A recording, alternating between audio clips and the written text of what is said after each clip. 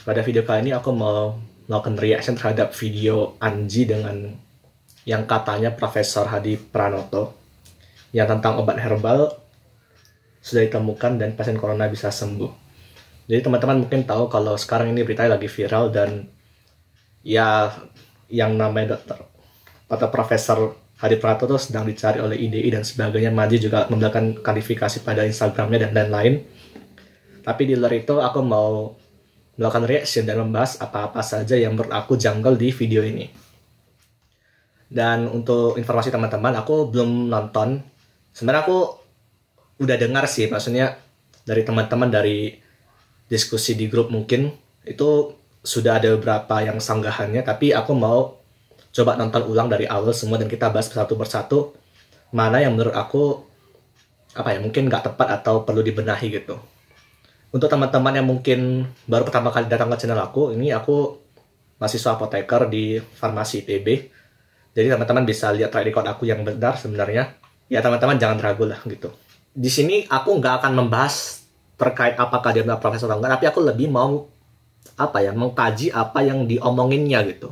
Benar nggak yang diomonginnya gitu. Dan kita benahi bersama-sama, kita kritisi bersama-sama supaya kita tahu mana yang benar, mana yang salah gitu. Dan bisa kita pilih mana yang sepatutnya kita tiru, mana yang sepatutnya kita harus hati-hati gitu, dan jangan disebarkan ke orang lain kalau memang kelihatannya salah gitu. Itu kan namanya hoax kan. Dan video ini kan video aslinya 35 menit lebih. Jadi dalam video reaction ini akan aku skip beberapa bagian yang menurut aku nggak terlalu penting gitu, dan akan aku masukkan aja atau aku percepat mungkin ya nanti yang menurut aku nggak terlalu penting gitu.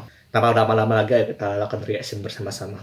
Dok, tentang rapid test dan swab test ini kan apakah bisa disampaikan oleh dokter tentang harganya atau? Ya, jadi gini, ada swab yang memang lebih baik dan lebih efektif dengan digital teknologi. Ya? Itu mungkin bisa 10.000, 20.000 rupiah, itu bisa ketahuan orang 10.000 rupiah?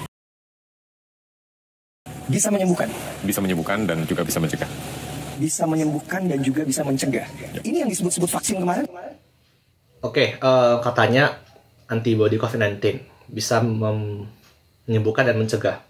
Intinya kalau kita dimasukkan sesuatu yang dari luar tuh biasa disebut antigen. Jadi di sini kalau COVID-19 ada di dalam tubuh kita kena COVID-19, berarti virusnya itu adalah antigen, dan setiap antigen masuk ke dalam tubuh kita akan dihasilkan antibody. Antibody ini yang fungsinya untuk mengeliminasi patogen atau antigen dalam tubuh kita. Jadi misalkan kalau kita kena flu, jadi virus flu itu adalah antigennya, dan nanti antigennya akan menginduksi terbentuknya antibody yang akan menempel pada antigennya dan kemudian bisa dibunuh oleh sel-sel imun lainnya gitu.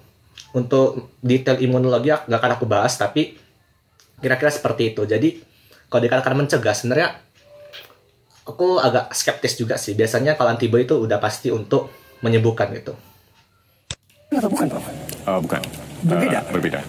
Jadi kalau vaksin itu disuntikan, kalau ini kan diminum. Diminum? Ya. Ini lagi. Antibody yang udah ada, biasanya tuh contohnya yang aku tahu nih, trastuzumab ini tuh antibody yang dipakai untuk kanker payudara. Dan ini belum ada yang diminum, oral tuh nggak ada. Ini pasti selalu disuntikkan. Kenapa? Karena tuh antibody adalah protein. Protein tuh ya dia polimer asam amino, nggak akan aku bahas juga. Teman-teman mungkin pernah dengar waktu SMP atau SMA gitu. Kalau kita makan protein, nanti akan dicerna dalam sistem pencernaan oleh enzim namanya protease. Nanti dia akan mengubah protein menjadi pepton. Jadi kalau kita masukkan protein ke dalam mulut, masuk ke dalam lambung, ke dalam sistem pencernaan, dia akan dicerna menjadi pepton, akan dipecah. Jadi fungsi antibody nggak akan bekerja semestinya lagi. Tapi memang walaupun saat ini sudah dikembangkan ya metode-metode enkapsulasi mungkin yang bisa menutup antibody agar bisa diabsorpsi, tapi menurut aku, kalau ini diterapkan dalam COVID-19 tuh, untuk penyakit lain yang udah lama risetnya aja, belum final gitu penelitiannya. Lanjut dulu. Ya. Dalam cairan itu terkandung beberapa kandungan yang bisa membunuh COVID-19. Bagaimana, Profesor? Beberapa kandungan. Jadi antibody yang dihasilkan, contohnya tadi trastuzumab, ini tuh biasanya kalau dipakai untuk mengobati, dia adalah antibody yang sifatnya monoklonal. Artinya dia hanya satu jenis. Tidak pernah antibody diberikan beberapa kandungan. Jadi Jadi dari pernyataan yang disebutkan oleh yang katanya profesor ini, sudah bisa aku simpulkan kalau sebenarnya dia tidak mengerti apa itu makna antibody gitu. Lanjut dulu. Profesor bisa mengklaim Memang seberapa kemampuan herbal ini bisa menyembuhkan orang yang terinfeksi COVID-19. Oke, antibody terus herbal. Jadi ini dua istilah yang berbeda banget ya. Kalau aku bilang, karena herbal tuh cenderungnya orang berpikirnya itu adalah ya tumbuhan gitu, herbal kan. Sedangkan antibody dia adalah apa ya, sesuatu yang dihasilkan oleh memang makhluk hidup, hewan menghasilkan, manusia juga menghasilkan antibody gitu. Tapi biasanya kalau mau membuat antibody itu tidak menggunakan tumbuhan, tapi mereka menggunakan hewan yang sudah diinduksi untuk membentuk antibody. Biasanya adalah tikus. Jadi cara mereka membuat tuh sel limpa dari tikus itu dikombinasikan dengan suatu sel yang akan menghasilkan antibody. Nanti setelah difusikan sel ini, maka nanti sel ini akan difermentasi menghasilkan antibody. Jadi kalau dikatakan tumbuhan yang menghasilkan antibody, aku juga skeptis, walaupun penelitiannya memang sudah banyak ya tumbuhan yang melakukan antibody, tapi untuk skala besar sesuai dengan yang disebutkan oleh profesor di awal, menurut aku nggak mungkin. Alhamdulillah sudah ribuan orang yang kita sembuhkan, yang sudah terinfeksi maupun masih gejala dan juga pencegahan, dan sudah kita berikan herbal antibody COVID-19 ini. Dengan antibody COVID-19 yang kita punya, kita hanya memerlukan waktu 2-3 hari. 2-3 hari sudah selesai. Oke, 2-3 hari. Ini juga apa ya? Menurut aku nggak benar. Kenapa? Karena orang yang kena kanker trastuzumab ini obat yang sudah dipatenkan, nggak akan bisa 2-3 hari selesai hilang kankernya. Apalagi ini COVID-19 gitu. Jadi menurut aku kayak nggak mungkin sih 2-3 hari gitu. Kita berkumpul dalam satu ruangan, ada satu positif, 100 orang itu negatif, dalam waktu 1 jam, tidak kurang lebih 1 jam itu, satu ruangan yang 100 orang itu sudah terinfeksi semua. Langsung. Sebenarnya untuk pernyataan ini 1 ruangan 1 jam, ada benarnya sih, namanya super spreader. Tapi harus ada catatan juga, orang-orang yang dalam satu ruangan itu tidak menggunakan masker itu mungkin terjadi gitu. Sebelum saya lebih jauh, jadi begini, COVID-19 itu kan sebenarnya perjalanan panjang dari perang semenanjung Korea 1940. Jadi waktu itu dikenal dengan Gauss virus ya, kemudian berkembang lagi, kemudian dikembangkan lagi menjadi SARS, kemudian MERS, kemudian flu burung, dan kemudian Bentar.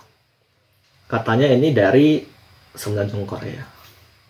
Aku juga dengar tadi ada katanya flu burung. Nah, ini teman-teman harus paham. Flu burung adalah virus flu atau yang ada H dan N-nya. Bedanya dengan COVID-19 itu bukan virus flu, itu virus yang berbeda. Contohnya seperti kucing dan singa. Mereka dua-duanya karnivora. Tapi jelas mereka spesiesnya berbeda kan. Jadi kita nggak bisa bilang walaupun COVID-19 dan flu sama-sama menyebabkan menghasilkan gejala yang sama, belum tentu mereka satu keluarga. Dan memang faktanya mereka keluarga berbeda. Satu virus flu dari flu burung, satu virus corona. Jadi dua ini hal yang sangat berbeda guys. Menjadi COVID-19 ini. Itu sebenarnya tidak ada perbedaan. Dosis COVID yang sudah tinggi ini kalau kita tambah lagi dengan pengobatan melalui vaksin dengan zat aktif, kita suntikan ke dalam tubuh manusia, yang akan rusak adalah organ tubuh manusia itu sendiri. Ingat, vaksin adalah final gitu. Itu adalah upaya preventif yang paling bagus. Dan untuk itulah penting namanya uji klinis. Jadi kalau vaksin yang memang udah lolos uji klinis, dia tidak akan memberikan efek yang seperti itu gitu. Nggak akan ada vaksin yang udah lulus uji klinis, apalagi yang udah masuk paten dan sudah dipakai oleh WHO untuk ya penyakit-penyakit lain, bisa menyebabkan kerusakan organ gitu. Ini ya nggak tepat. Kemarin menjadi pembicaraan dan perbincangan seluruh masyarakat Indonesia dan dunia saat ini. Oh ya, tapi catatan lagi sebelum aku lanjut. Tapi memang kalau uji klinis dilakukan mungkin waktu tahap satu, kalau memang ada kejadian atau kasus ada kerusakan di organ tertentu itu mungkin terjadi ya. Tapi kalau udah lolos uji klinis, udah di approve oleh WHO, ini biasanya enggak. Biasanya kalau dia di awal udah ada efek samping yang mengerikan itu, biasanya udah langsung ditolak, udah langsung diganti dengan vaksin yang lain untuk uji klinis untuk vaksin lain. Sampai dia efek sampingnya tidak separah itu. Jadi kalau yang katanya profesor ini vaksinnya dapat merusak organ, berarti dia belum vaksin gitu. Karena setiap hari perkembangbiakan COVID-19 ini terus berkelanjutan. Dari satu jenis COVID-19 berkembang lagi menjadi 100, kemudian sampai hari ini, hari Jumat kemarin itu terdeteksi menjadi 1153 jenis COVID-19. Oke, aku skip dulu. Aku tidak hafal memang berapa. Jadi virus COVID-19 memang ada istilahnya mutasi. Jadi dia bisa berubah strain-nya menjadi strain yang lain gitu. Tapi memang untuk angka yang disebutkan tadi, aku harus cari lagi apakah benar 1153. Tapi menurut aku ini mungkin terjadi sih. Ada benarnya kalau yang kata itu. Antibody COVID-19 dengan aturan yang kita anjurkan dan secara teratur. Untuk orang yang mau narasumber, terutama yang peneliti, kalau sudah mengatakan dia sudah memang menemukan, dia biasanya nggak akan mengatakan aturan yang kita anjurkan. Biasanya dia akan spesifik langsung bilang angkanya gitu. Jadi misalkan kekuatan sediaannya berapa, dosisnya berapa, dalam berapa hari, setiap berapa jam, itu harus spesifik. Tapi untuk wawancara ini, aku menilai si yang katanya profesor ini tidak spesifik. Dan menurut aku itu adalah poin yang dia tuh ketahuan kalau dia tidak ahli dalam bidang ini gitu. Dan apabila ada virus COVID-19 masuk ke dalam tubuh kita melalui oksigen, melalui napas kita, itu akan dimakan oleh bakteri yang ada dalam tubuh kita. Akan dimakan oleh bakteri dalam tubuh kita. Ini nggak tepat. Cara kerja antibody ada dua. Tadi aku ada jelaskan juga. Yang pertama, dia antibody bakal lengket dalam antigen. Berarti dalam aspek ini, dalam virus, di permukaannya. Lalu kemudian sel imun lain akan memakannya, namanya fagositosis. Itu cara pertama. Cara kedua itu dengan sistem komplement. Tapi biasanya ini terjadi pada sel lain sih. Yang pada sel dalam virus itu akan terjadi biasanya. Jadi bukan bakteri yang memakan, tapi adalah sel imun yang memakan. Dan bakteri dan sel imun itu dua hal yang berbeda ya. Satu prokariot, satu ekariot gitu. Dan berlaku kurang tepat. Oke. Nah, Prof, tadi pertanyaan saya belum sempat terjawab. Profesor belajar ini sejak kapan dan di mana? Kita melakukan riset ini dari mulai tahun 2000. COVID-19 ini meletus di Wuhan di awal tahun 2019. Karena kalau mau membunuh COVID-19, kita butuh kepanasan di atas 350 derajat. 350? Nggak tepat. Suhu yang paling Jadi untuk stabilisasi biasanya untuk peralatan-peralatan laboratorium untuk bedah, misalkan untuk obat yang akan disuntikkan, itu cukup menggunakan namanya autoclave.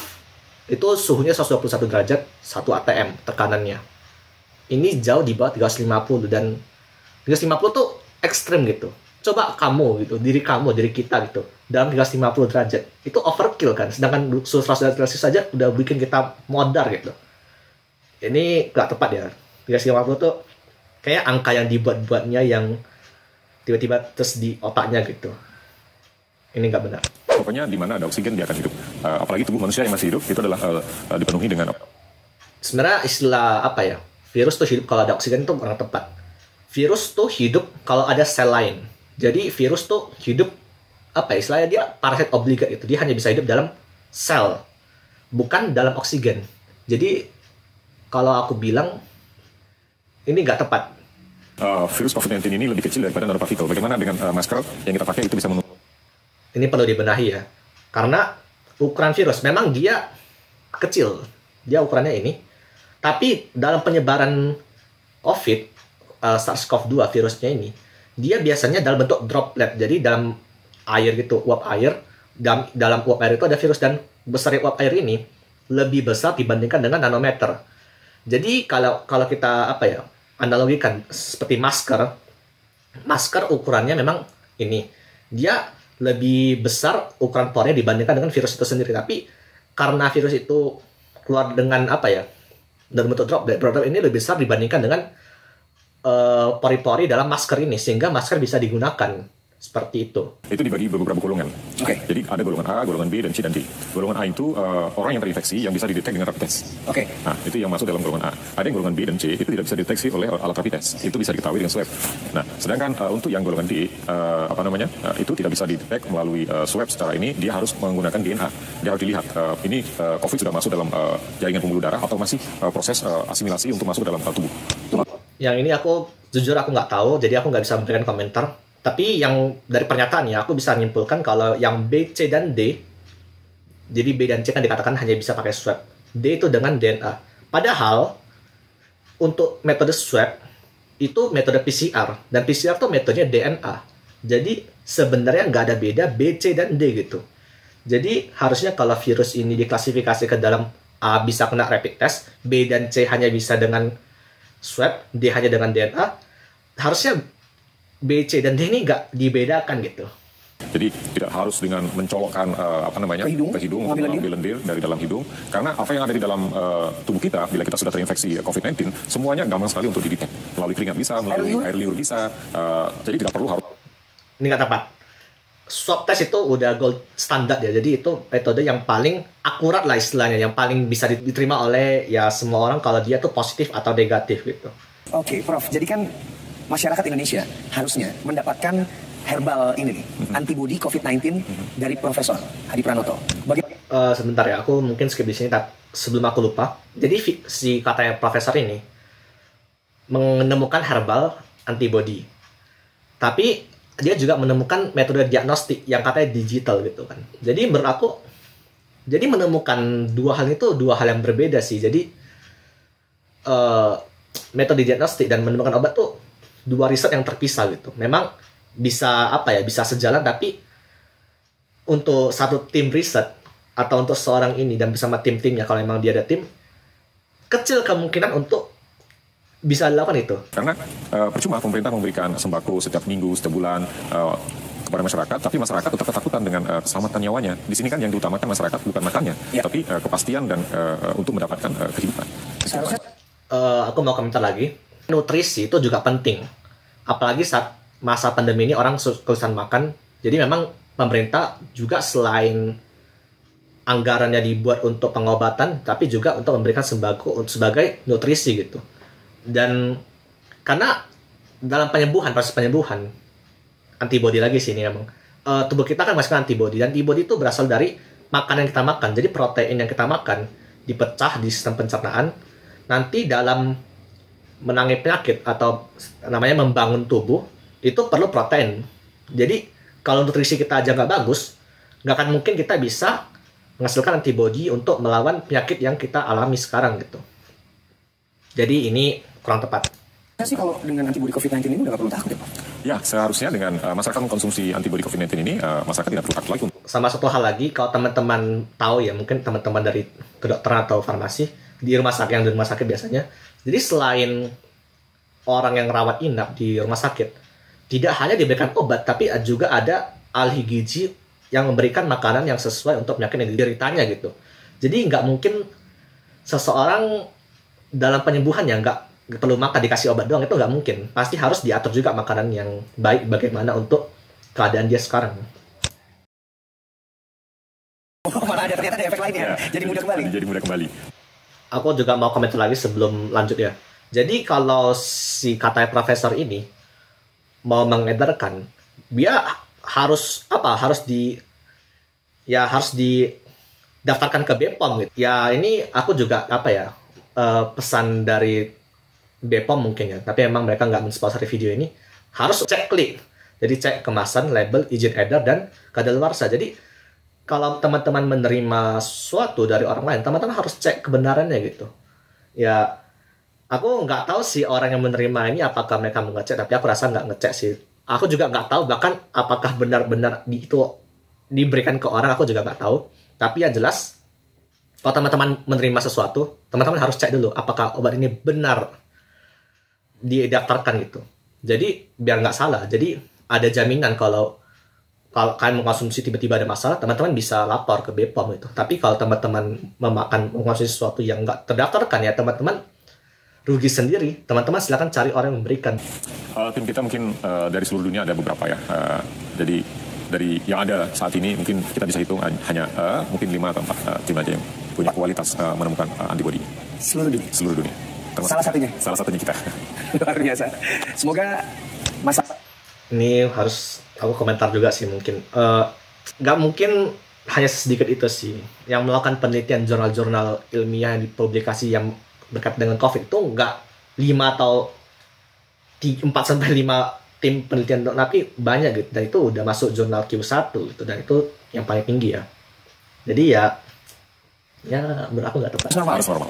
Terima kasih Profesor. Baik, terima kasih. Jangan lupa senyum hari ini. Oke, sukses selalu. Oke, jadi aku mau memberikan komentar terakhir untuk video ini. Jadi sekali lagi, aku nggak yakin ini benar-benar profesor yang ngomong karena ada banyak kejanggalan yang aku temukan. Jadi ya kita tunggu aja berita-berita selanjutnya terkait orang-orang ini gitu. Dan kalau teman-teman ingin dapatkan informasi terkait COVID yang bisa dipercaya, teman-teman bisa follow ini BPOM, atau aku sekarang juga masuk ke dalam grup relawan Kemdikbud. Ini di bawah Kemdikbud, IPKI dan SMKI, dan ini lembaga terpercaya untuk memberikan informasi. Atau teman-teman juga bisa follow Instagram aku di sini. Dan terakhir, teman-teman ya jangan lupa like, comment, dan subscribe seperti biasa. Dan ya kita harus berhati-hati dalam informasi. Dan terakhir ya, semoga kita sehat selalu.